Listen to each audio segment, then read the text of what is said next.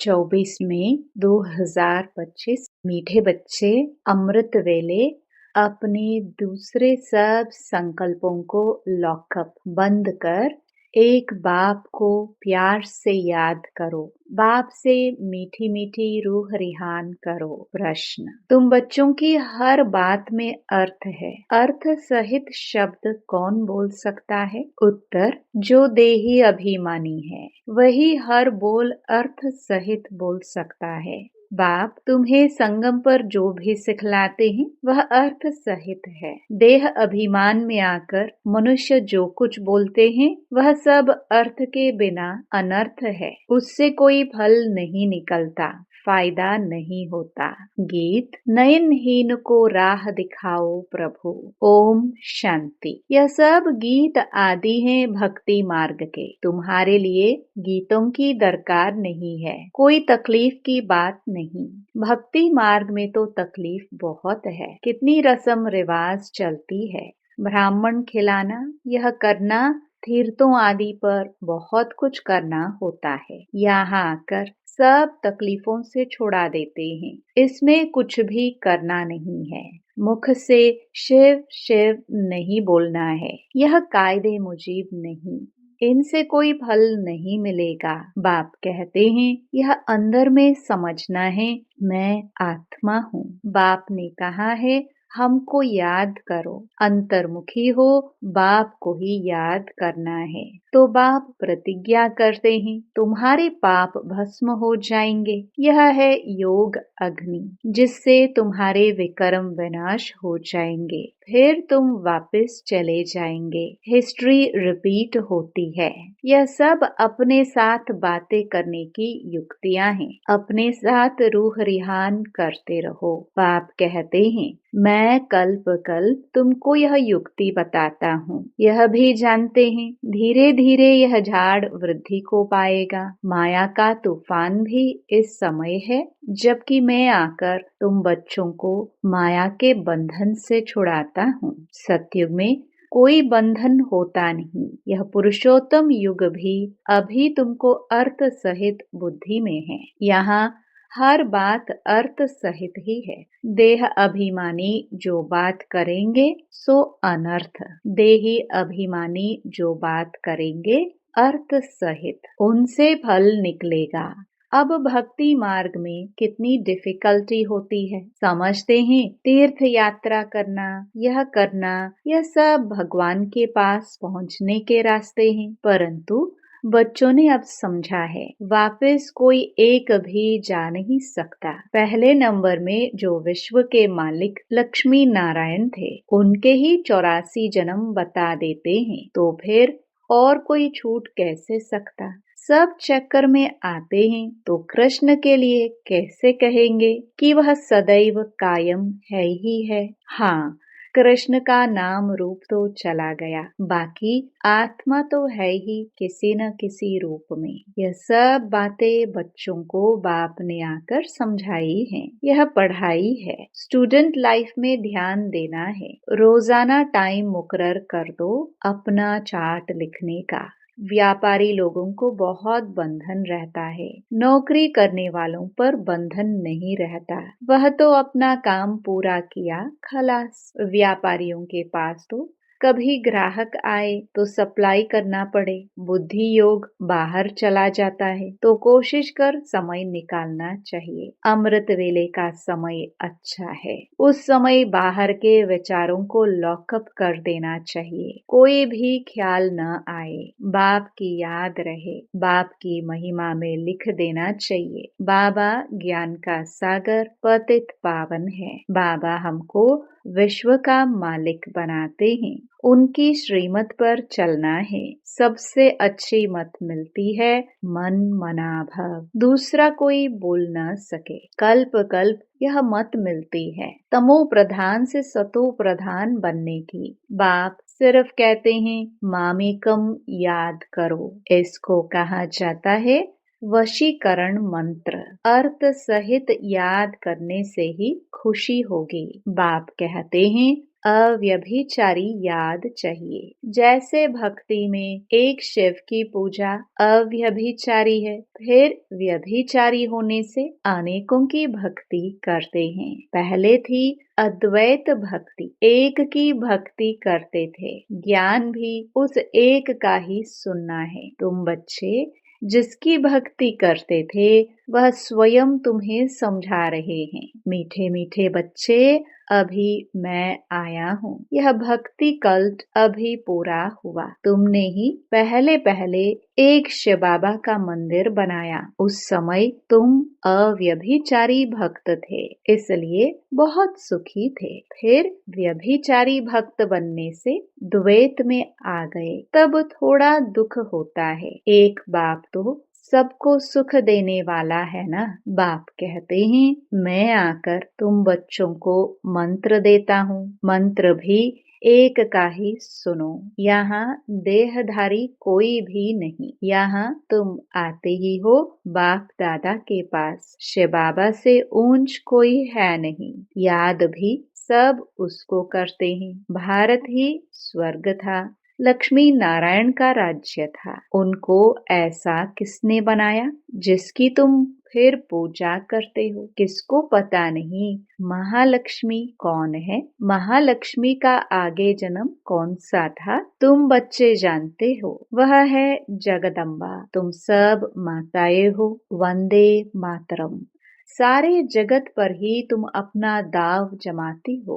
भारत माता कोई एक का नाम नहीं। तुम सब शिव से शक्ति लेते हो, योग बल से। शक्ति लेने में माया इंटरफियर करती है। युद्ध में कोई अंगूरी लगाते हैं तो बहादुर हो, लड़ना चाहिए। ऐसे नहीं कोई ने अंगूरी लगाई और तुम फंस पड़ो। यह है ही माया की युद्ध। बाकी कोई कौरव और पांडवों की युद्ध है नहीं। उनकी तो आपस में युद्ध है। मनुष्य जब लड़ते हैं तो एक दो गज जमीन के लिए गला काट देते हैं। बाप आकर समझाते हैं यह सब ड्रामा बना हुआ है। राम राज्य रावण राज्य। अभी तुम बच्चों को यह ज्ञान है कि हम राम राज्य में जाएंगे। वहाँ अतः सुख है, नाम ही है सुख धाम। वहाँ दुख का नाम निशान नहीं होता। अब जबकि बाप आए हैं ऐसी राजाई देने, तो बच्चों को कितना पुरुषार्थ करना चाहिए। घड़ी घड़ी कहता हूँ बच्चे थको मत, शिव बाबा को याद करते रहो।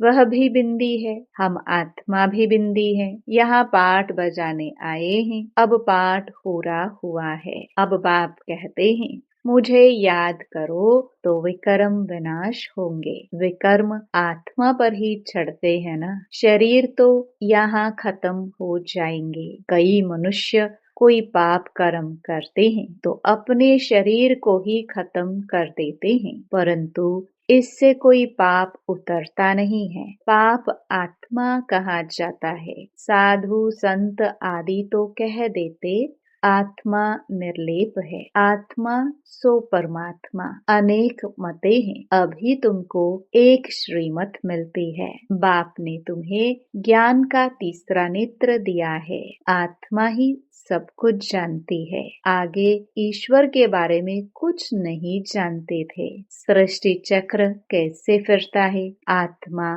कितनी छोटी है। पहले पहले आत्मा का रियलाइजेशन कराते हैं। आत्मा बहुत सूक्ष्म है, उनका साक्षात्कार होता है। वह सब है भक्ति मार्ग की बातें, ज्ञान की बातें बाप ही समझाते हैं। वह भी भ्रकुटी के बीच में आकर बैठते हैं बाजू में। यह भी झट समझ लेते हैं। यह सब है नई बातें जो बाप ही बैठकर समझाते हैं। यह पक्का याद कर लो, भूलो नहीं। बाप को जितना याद करेंगे उतना विकर्म विनाश होंगे। विकर्म विनाश होने पर ही आधार है तुम्हारे भविष्य का। तुम बच्चों के साथ साथ भारत खंड भी सबसे सौभाग्यशाली है। इन जैसा सौभाग्यशाली दूसरा कोई खंड नहीं है। यहाँ बाप आते हैं। भारत ही हेवन था, जिसको गार्डन ऑफ अल्लाह कहते हैं। तुम जानते हो। बाप फिर से भारत को फूलों का बगीचा बना रहे हैं। हम पढ़ते ही हैं, वहाँ जाने के लिए साक्षात्कार भी करते हैं। यह भी जानते हैं कि यह वही महाभारत लड़ाई है। फिर ऐसी लड़ाई कभी लगती नहीं है। तुम बच्चों के लिए नई दुनिया भी जरूर चाहिए। नई दुनिया थी ना, भारत स्वर्ग था। 5,000 वर्ष हुए, लाखों वर्ष की तो बात ही नहीं। लाखों वर्ष होते तो मनुष्य अनगिनत हो जाए। यह भी कोई की बुद्धि में नहीं बैठता कि इतने हो कैसे सकता, जबकि इतनी आदमशुमारी नहीं है। अभी तुम समझते हो। आज से 5,000 वर्ष पहले हम विश्व पर राज्य करते थे और खंड नहीं थे। वह होते हैं बाद में। तुम बच्चों की बुद्धि में यह सब बातें हैं और किसकी बुद्धि में बिल्कुल नहीं है। थोड़ा भी इशारा दो तो समझ जाए। बात तो बरोबर है। हमारे पहले जरूर कोई धर्म था। अभी तुम समझा सकते हो कि एक आदि सनातन देवी देवता धर्म था। वह प्राय लोप हो गया है। कोई अपने को देवता धर्म के कह नहीं सकते। समझते ही नहीं कि हम आदि सनातन देवी देवता धर्म के थे। फिर वह धर्म कहाँ गया? हिंदू धर्म कहाँ से आया? कोई का भी इन बातों में चिंतन नहीं चलता है। तुम बच्चे समझा सकते हो। बाप तो है ज्ञान का सागर, ज्ञान की अथॉरिटी, तो जरूर आकर ज्ञान सुनाया होगा। ज्ञान से ही सद्गति होती है। इसमें प्रेरणा की बात नहीं। बाप कहते हैं जैसे अब आए हैं वैसे कल्प कल्प आता हूँ। कल्प बाद भी आकर फिर सब बच्चों से मिलेंगे। तुम भी ऐसे चक्कर लगाते हो, राज्य लेते हो, फिर गवाते हो। यह बेहद का नाटक है। तुम सभी एक्टर्स हो। आत्मा एक्टर होकर क्रिएटर, डायरेक्टर, मुख्य एक्टर को न जाने तो वह क्या काम की। तुम बच्चे जानते हो कैसे आत्मा शरीर धारण करती है और पाठ बजाती है। अब फिर वापस जाना है। अब इस पुरानी दुनिया का अंत है। कितनी सहज बात है। तुम बच्चे ही जानते हो। बाप कैसे गुप्त बैठे हैं। गोदरी में करतार देखा। अब देखा कहे या जाना कहे, बात एक ही है। आत्मा को देख सकते हैं परंतु उससे कोई फायदा नहीं है। कोई को समझ में आना सके। नवधा भक्ति में बहुत साक्षात्कार करते हैं। आगे तुम बच्चे भी कितने साक्षात्कार करते थे। बहुत प्रोग्राम आते थे। फिर पिछाड़ी में यह खेलपाल तुम देखेंगे। अब तो बाप कहते हैं पढ़कर होशियार हो जाओ। अगर नहीं पढ़ेंगे तो फिर जब रिजल्ट निकलेगी तो मुंह नीचे हो जाएगा। फिर समझेंगे हमने कितना समय वेस्ट किया। जितना जितना बाप की याद में रहेंगे, याद के बल से पाप मिट जाएंगे। जितना बाप की याद में रहेंगे उतना खुशी का पारा चढ़ेगा। मनुष्यों को यह पता नहीं है कि भगवान को क्यों याद किया जाता है। कहते भी हैं तुम मात पिता, अर्थ नहीं जानते। अभी तुम जानते हो। शिव के छत्र पर समझा सकते हो। यह ज्ञान का सागर पतित पावन है। उनको याद करना है। बच्चे जानते हैं वही बाप आया है सुख घनेरे का रास्ता बताने। यह पढ़ाई है। इसमें जो जितना पुरुषार्थ करेगा उतना ऊंच पद पाएगा। यह कोई साधु संत आदि नहीं जिसकी गद्दी चली आई हो। यह तो शिव बाबा की गद्दी है। ऐसे नहीं यह जाएगा तो दूसरा कोई गद्दी पर बैठेगा। बाप तो सबको साथ ले जाएंगे। कई बच्चे व्यर्थ ख्यालातों में अपना समय वेस्ट करते हैं। सोचते हैं खूब धन इकट्ठा करें, पुत्र पोतरे खाएंगे, बाद में काम आएगा, बैंक लॉकर में जमा करें, बाल बच्चे खाते रहेंगे। परंतु किसको भी गवर्नमेंट छोड़ेगी नहीं। इसलिए उसका जास्ती ख्याल न कर अपनी भविष्य कमाई में लग जाना चाहिए। अब बच्चों को पुरुषार्थ करना है। ऐसे नहीं कि ड्रामा में होगा तो करेंगे। पुरुषार्थ बिगर खाना भी नहीं मिलता, परंतु किसकी तकदीर में नहीं है तो फिर ऐसे ऐसे ख्यालात आ जाते हैं। तकदीर में ही नहीं है तो फिर ईश्वरीय तदबीर भी क्या करेंगे। जिनकी तकदीर में है वह अच्छी रीति पुरुषार्थ करते और कराते हैं। बाप तुम्हारा टीचर भी है, गुरु भी है, तो उनको याद करना चाहिए। सबसे प्रिय बाप टीचर और गुरु ही होते हैं, उनको तो याद करना चाहिए। बाबा युक्तियाँ तो बहुत बतलाते हैं, तुम साधु संत आदि को भी निमंत्रण दे सकते हो। अच्छा, मीठे मीठे सिखिलदे बच्चों प्रति माता पिता बाप दादा का याद प्यार और गुड मॉर्निंग। रूहानी बाप की रूहानी बच्चों को नमस्ते।